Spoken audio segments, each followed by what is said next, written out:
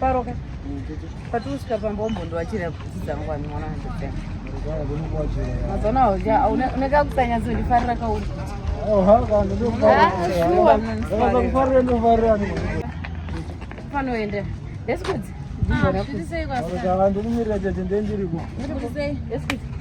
Makoti. Hi, sei. Oh, thank you. Bom. Ngochila ndikuti auboyekana singafunga. Life yacho mwana. Ndasarenda kudai. Zviriko kwese. Apa nditobvedu kumashopu. Murumbo rora. Ndikumbogonere mwana ndakagirwa murora. Ndandanzwa nokunetserwa. Ndane shamwari. Chalaka itake. Ndane shamwari pamba kunongoziya.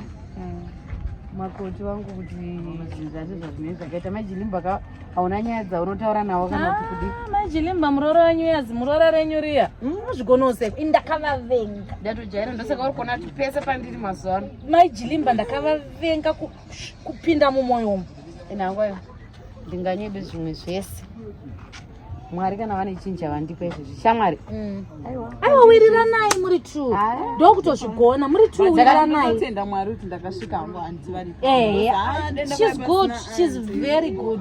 Vane mwoyo wakanaka zvekuti pachiyuka ichi chandinoda kungokubvira be very careful namaijilima vanhu aiwa kavasi right kamuti ndaima muze muroro inoita anoita mushe ndozviziva ndatojaira but izvo zvimanje mazuva ano ndikuwadzigadzika chinja ndachidzidzisa uyu manje chinja ndachidzidzisa masisi kuti dzidza kupindura munhu ngaapindure munhu zvimirire munhukadzi zvimirire usamirire kutongwa nomwe mukadzi maijilimba womuroora kumusha kwavo iwo uri murooro futi mai vangu vanga vasingambowanetsi ndaigara ndichikudzai mukadzi wese muroora saka usatyiswa zvimiririre and she will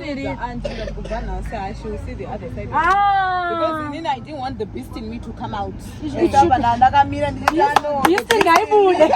You don't come out. Beast ngaibude. Beast in you. Saka ayo. Alright, ndiripo donodza mama te. Sparo. Akaita siku. Aiwa siangari. Aiwa masiye vakada. Mama.